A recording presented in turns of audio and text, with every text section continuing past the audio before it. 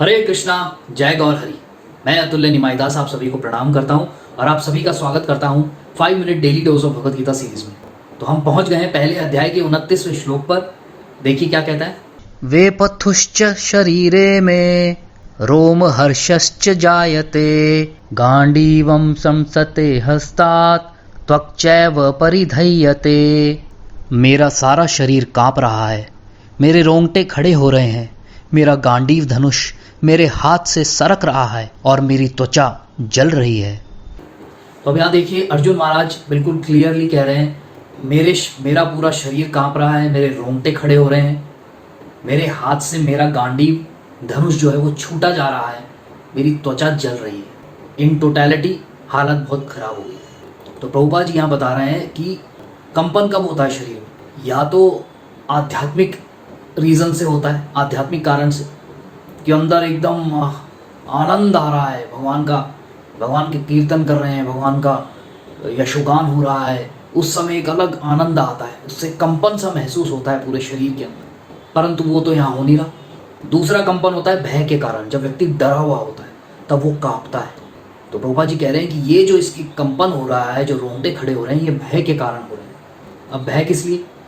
भय आसक्तियों के टूटने का, आसक्तियों के खत्म होने का भय। कि अरे ये तो मेरे 2 श्लोक पहले क्या बोल रहे थे, अपने रिश्तेदारों के नाम कह रहे थे ना, मेरे गुरु, मेरे पिता, पितामह, चाचा, मामा, पुत्र, पौत्र, ये आसक्तियां हैं और उनके खत्म होने का भय हो रहा है।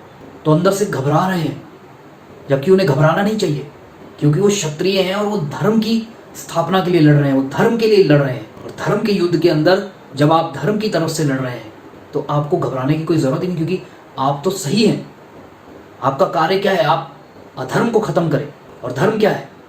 धर्मम तो साक्षात भगवत प्रणीता। कि धर्म क्या है?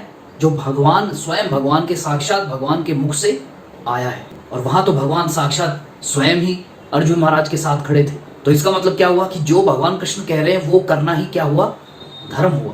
और क्षत्रिय को कभी भी, प्रभुपाद जी बताते हैं अपने लेक्चर के अंदर, कि क्षत्रिय को कभी भी अपने धर्म से विमुख नहीं होना चाहिए। उसका कार्य है युद्ध करना, धर्म के लिए युद्ध करना, उससे कभी भी उसको विमुख नहीं होना चाहिए।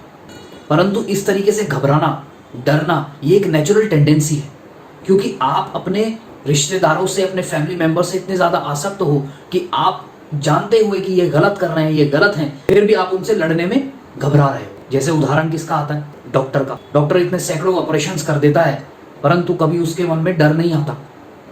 आराम से वो काटता है और सब कुछ करता है, बढ़िया अपना ऑपरेशन परफॉर्म करता है। परंतु अगर उसको ऑपरेशन करना हो अपने ही किसी करीबी का, रिश्तेदार का, जैसे अपने बच्चे का, अपने बेटे या बेटी का, या ऐसे किसी रिश्तेदार का जिससे वो बहुत आसक्त है, बड़ा प्रेम करता है, तो उसकी हालत क्या होगी? उसके हाथ कांपेंगे, उसके रोंगटे खड़े हो जाएंगे, वो डरेगा। क्यों? कि अगर मैंने इसका गलत ऑपरेशन कर दिया तो ये मर जाएगा, फिर मैं क्या करूँगा, मैं कैसे जीऊँगा? तो यही अर्जुन महाराज के साथ हो रहा था। वो अपने रिश्तेदारों को, वो इस भौतिक रिश्तों को वो धर्म से ऊपर रख रहे थे, धर्म से ज़्यादा इंपॉर्टेंस दे रहे थे। कि अरे नहीं, छोड़ दो इनको, मैं चला जाता हूँ जंगल। अभी आगे वाले श्लोकों में आएगा कि मैं छोड़ देता हूँ, माफ़ कर दो इनको। तो धर्म को फॉलो करने से बेटर क्या सोच रहे थे? अधर्मियों को माफ़ करना, जो कि गलत है, जो कि नहीं होना चाहिए। तो यही प्रभुपाद जी बता रहे हैं कि ये सब कुछ जो उसके मन में आ रहा है, ये अपने भौतिक रिश्तों के कारण आ रहा है। देह आत्म बुद्धि कहते हैं इसे, मटीरियल कंसेप्शन ऑफ लाइफ। तो यही कह के मैं विराम लूंगा।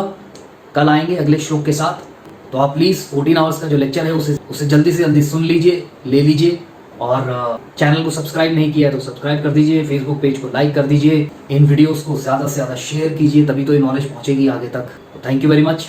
हरे कृष्णा, जय गौर हरि। अगर आप प्रचार कार्य में कुछ सहयोग करना चाहते हैं तो दिए गए बैंक डिटेल्स में आप सहयोग राशि भेज सकते हैं, या फिर नीचे दिए गए फ़ोन नंबर पर पेटीएम भी कर सकते हैं। धन्यवाद।